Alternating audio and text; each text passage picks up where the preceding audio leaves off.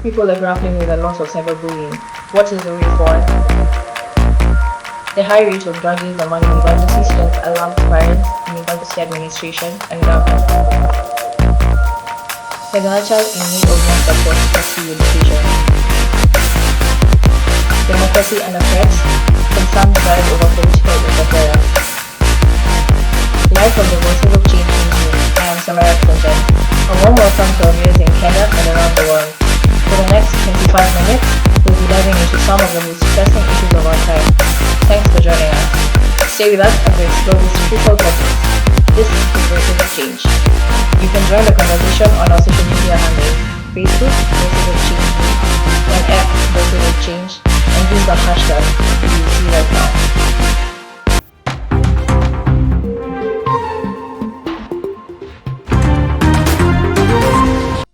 A growing crisis is unfolding in Kenya as cyberbullying among youth reaches alarming levels, with devastating effects on mental health. Authorities are exploring stricter regulations to combat online harassment, but legal and ethical concerns remain a challenge. Psychologists warn that prolonged exposure to cyberbullying is driving anxiety, depression, and in severe cases, suicidal thoughts among young victims. Meanwhile, legal experts argue that Kenya's current laws may not be strong enough to hold online perpetrators accountable. With no clear policy changes yet, the debate continues. VOC's Sean Jenga gives deeper insights. In Kenya, social media is a lifeline for many young people, but for some, it has become a source of fear and distress. Cyberbullying is on the rise, with cases of online harassment, threats, and public shaming pushing many young victims to emotional breaking points. This issue is exacerbated by the widespread use of social media platforms, where anonymity often emboldens perpetrators to act without accountability. Especially for children, you realize that they will be withdrawn, and then you find that they are shy, they become more shy, or they can also just things, their pattern changes. You find that like a child can start bedwetting, somebody goes on bedwetting, these are just all psychological things that show you that the child is experiencing some kind of bullying.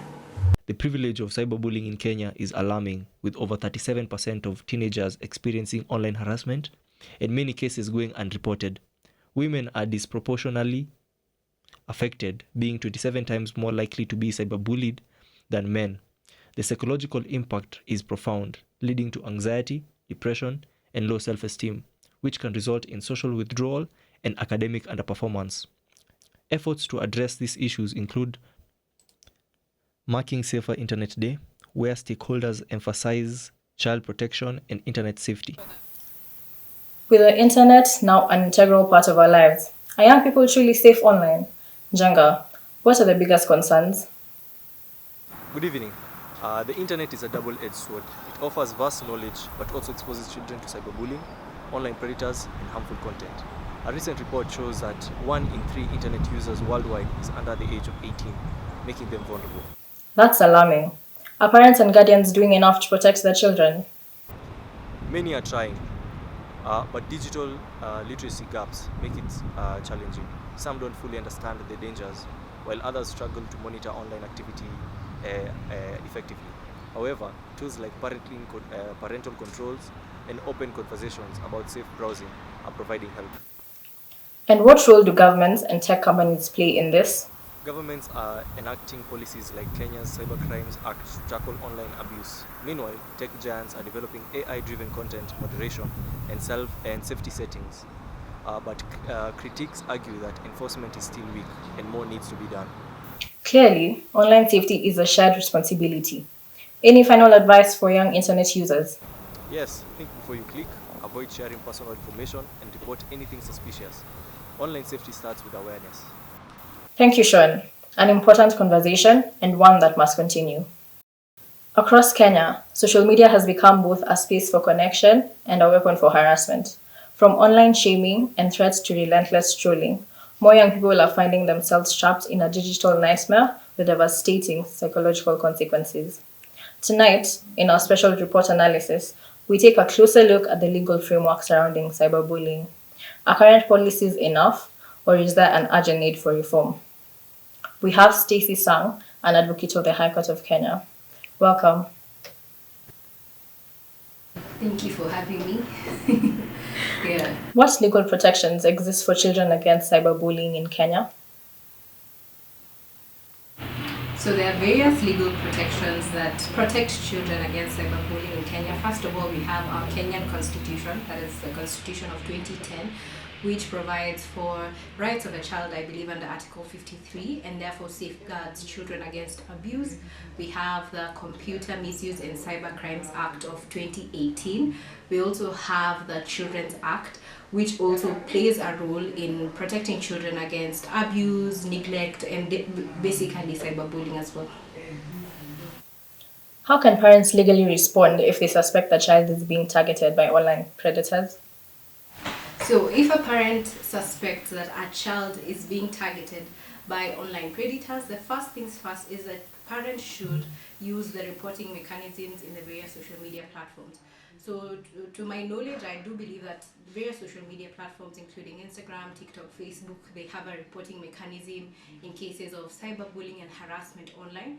So the parents should first report the incident via the social media platform, and then the next step is to report to the relevant authorities.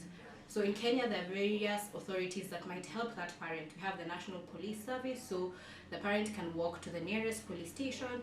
We have the Child Protection Unit under the DCI, that is the Directorate of Criminal Investigation, and the parent can walk in there and report their case, and they can also report their case via the Communications Authority of Kenya.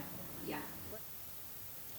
And what steps can parents take to ensure compliance with laws like COPPA when their children are online? Okay, so the COPPA Act is actually a United States law and not a Kenyan law, but as I've said, the Data Protection Act derives a number of principles from it. So what can parents do to be in line with the Data Protection Act? First of all, parents should exercise their parental control over what their children engage with online. There is actually no need for a child to be online, in my opinion, that is, but if there is a need, the parent should be able to maintain parental control over what they watch. Secondly, the parent should also ensure that the particular social media platform has the necessary age verification ways, so that the children can be able to, if there's a certain type of content the child needs not to watch, then that is covered by that. Also, the parents can also be able to engage with the necessary parental controls that are available in the various social media platforms. Yeah. Thank you so much for that, Stacey. From cheap synthetic drugs flooding informal settlements to high school and university students experimenting with narcotics, addiction is tightening its grip on the country's young generation. VOC's Catherine Mandia with the latest. Drug use among university and high school students in Kenya is a pressing concern.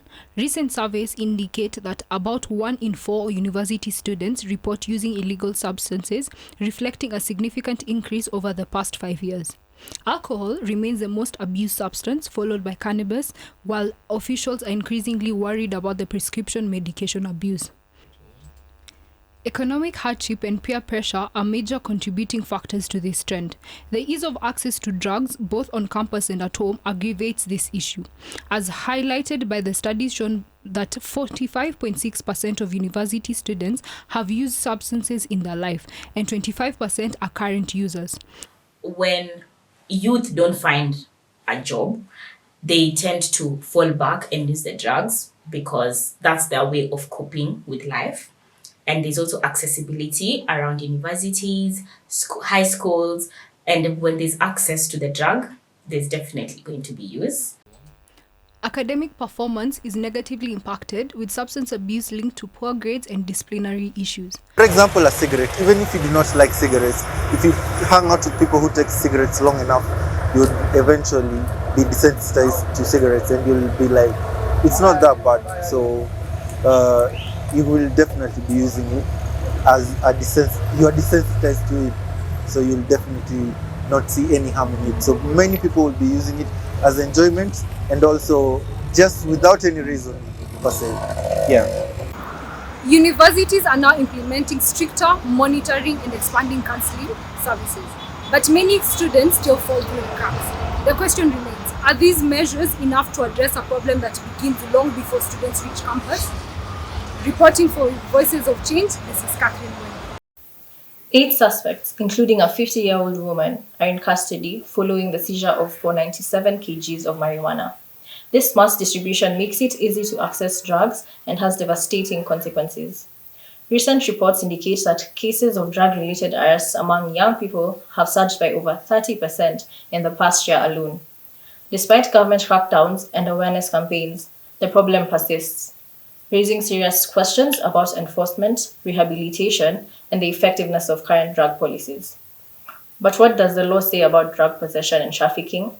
Are our policies strong enough to deter young people from substance abuse, or is there a need for urgent reforms? We have Adrian Jenga from Nakada with us. Welcome. What policy recommendations would you suggest to make drug control efforts more effective? Within the context of university students and the higher learning institutions, number one, we emphasize on collaboration. No one institution can be able to address this issue comprehensively. Secondly, the other emphasis that we're also making is the involvement of the university students themselves in this campaign. Young people in universities need a designated space in the policy table so that they can also make decisions about their own lives. So for an institution such as ourselves, even as we're getting into universities, our intention is to collaborate with these university students so that they can be able to implement these programs directly. Then lastly, we also need to work with the student leadership so that we can be able to advocate for safe spaces for young people in universities within universities. And then lastly, working with leadership within higher learning institutions so that we can be able to integrate the campaign against alcohol and drug abuse within various activities implemented by university. But my closing remarks, let's emphasize on prevention. The data shows that there are more young people that are not using than those that are using. It is just that we seem to be glorifying the people who are using more. And we need to remind the young people that it is okay for you not to use. And lastly, my last final message. Again, drawing from research and data. Science tells us that a young person's brain is fully developed at the age of 24 to 25 years. So it is important that we delay to the extent possible, if we must, we delay the point at which young people start to use drugs. I know legally it's provided that you can start to use alcohol and tobacco at 18 years, but remember your brain is fully developed at the age of 24 to 25 years. So if you expose your brain to substances before it's fully developed, unfortunately you have a higher chance of developing substance use disorders and various mental health challenges at some point in your life. So the key message for us is prevention, prevention, prevention. Thank you. Thank you for the insight, Adrian. Coming up next, we'll explore human rights, specifically touching on girl child education. Don't go anywhere.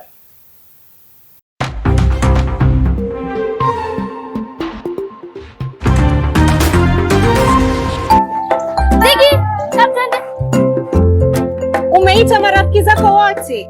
Mama. Oh, come on, Ziggy. What's happening?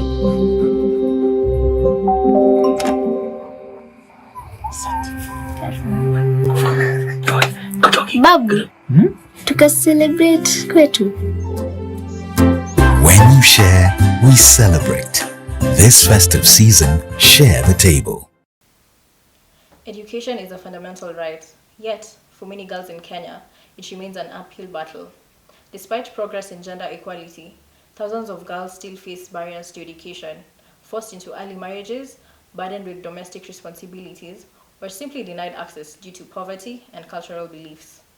What can be done to ensure that every girl gets the education she deserves? VOC's Tiffany Mbiu with more insight. In rural Kenya, countless girls are robbed of their education due to harmful traditions like female genital mutilation and early marriage. These actions are not only trample on their fundamental human rights, but also deny them of prospects for brighter future. The heartbreaking consequences only ripple through generations, perpetuating cycles of poverty and inequality.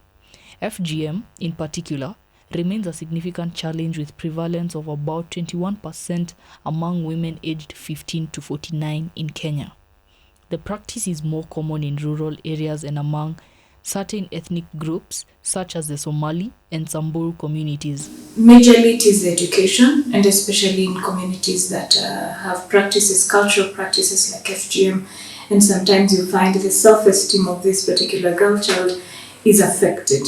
And when they go through this, the next thing comes is early marriages.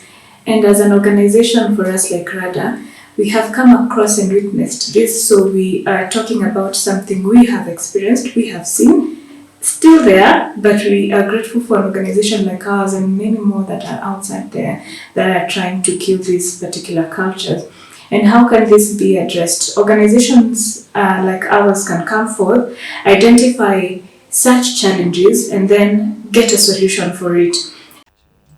Early marriage also disrupts education as girls are often forced into domestic roles, limiting their opportunities for personal and economic growth. Efforts to combat these practices include legal measures such as prohibition of FGM and community engagement to raise awareness about the harmful effects of these traditions. However, more needs to be done to ensure that girls in rural Kenya have access to education and the chance to break free from these cycles of disadvantage. The involvement of men and boys in advocating against FGM is crucial for its elimination. Additionally, addressing these issues is essential in achieving gender equality and empowering women and girls, aligning with broader development goals such as Sustainable Development Goals. Personally, I believe if we compare right now with 10 years ago, I totally believe like right now women and the girl child have more space in the government, because even when we look at in the parliament, we can see like it's not really an equal number between the men and the women, but at least there is a good number of women, and I feel like in the parliament we should have a lot of women there so that they can also fight for our rights as the girl child. Sure. Organizations and advocates are partnering with community leaders, challenging age-old perceptions. While progress is slow, a glimmer of hope appears as an alternative rite of passage, which is gaining traction. This offers a path to preserve tradition while safeguarding every girl's right to education and a future free from harm. Reporting for Voices of Change, I am Tiffany Mbuyu. What legal protections are in place to safeguard girls' rights to education? And what more needs to be done to ensure that every girl has access to learning opportunities? To help us unpack this, we're joined by legal analysts who will break down the existing laws and gaps that still need to be addressed. Welcome, Sylvia Simiyu. Thank you for having me. In your view, how do socioeconomic factors influence girls' access to education in Kenya? How? I could say one of the major aspects in terms of how social economic factors influence education is the aspect of poverty. Poverty comes with a lot of things. Also, I can say funds. Funds influence a lot of things that are involved with regards to education, such as accessing to school fees, access to the education facilities, such as the transport, the funds that go into books, uniform. That's one of the major factors.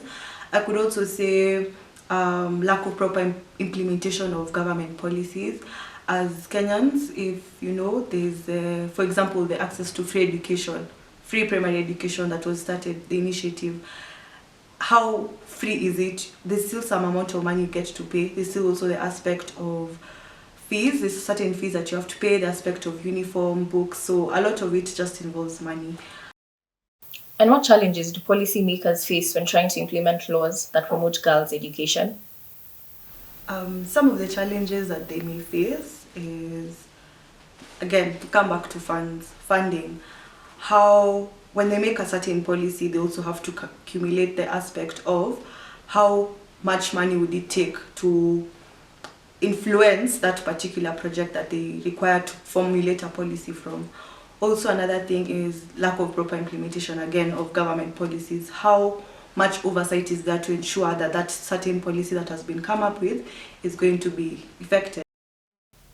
In what ways can technology be leveraged to improve educational access for marginalized girls in Kenya? With regards to technology, maybe if the government can find a way.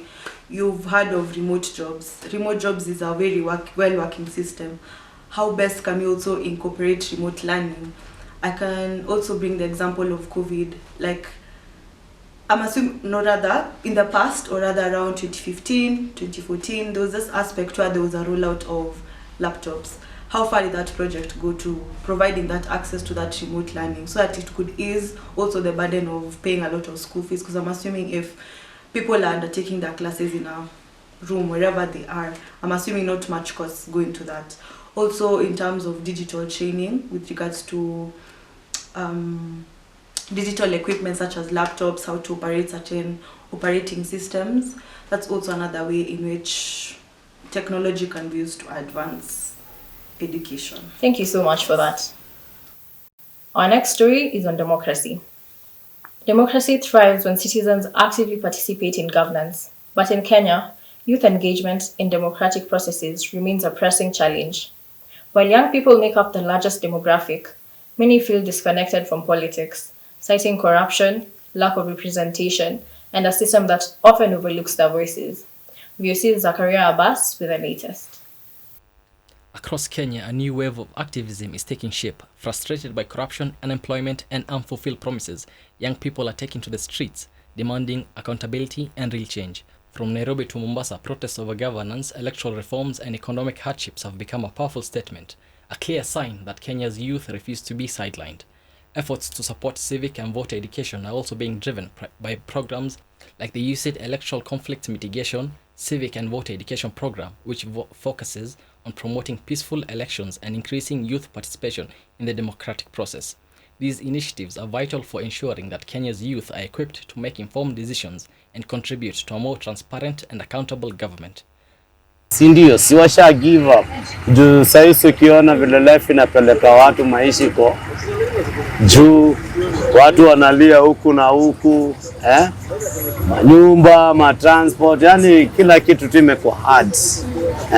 Imekuwa worse than hata hiyo 2017. One of the things that causes or perpetuates corruption, even when people get into office, is because they have spent too much money in the political space.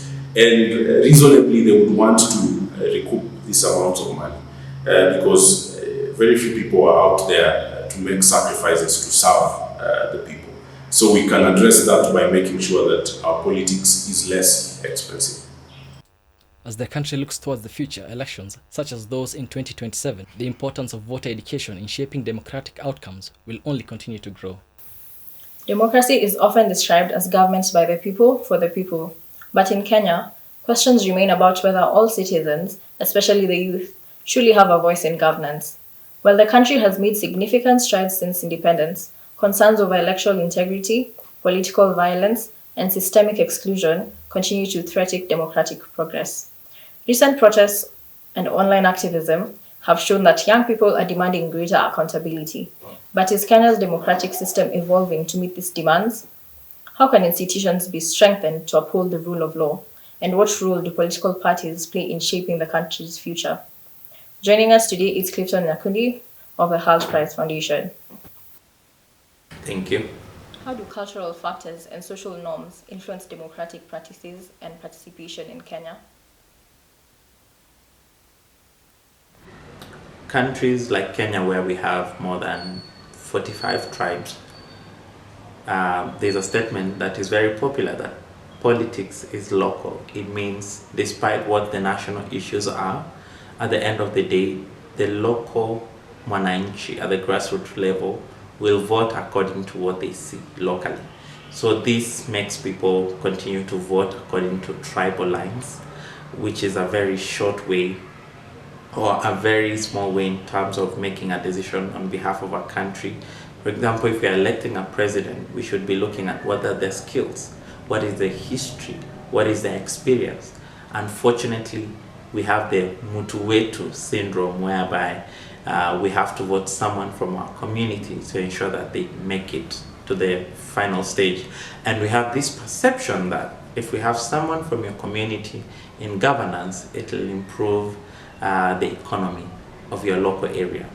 This has been disproven over time that it doesn't work. So cultural practices and cultural norms are still present, but it is being practiced in form of tribalism, which is not great. Thank you so much for that impactful insight. Thank you very much. Relentless. You can't put yourself first. So, put yourself first. You can't be confident. So be confident. You can't challenge. So challenge. You can't dominate. So dominate. You can't flex. So flex. You can't fill a stadium. So fill that stadium.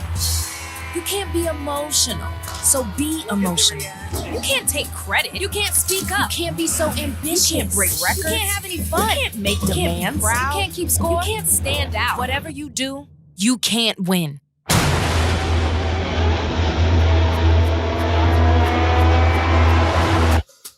So win.